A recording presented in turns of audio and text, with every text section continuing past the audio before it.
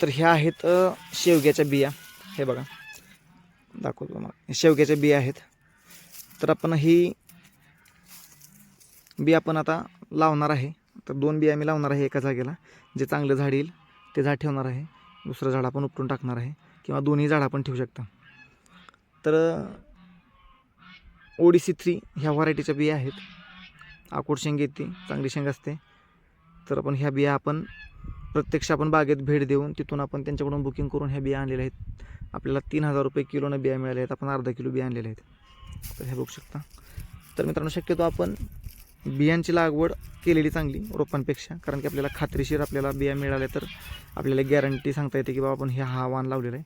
नर्सरीमध्ये फसगत होण्याची शक्यता असते. सगळेच नर्सरीवाले फसवतात असं नाही, परंतु त्याचे चान्सेस खूप आहेत.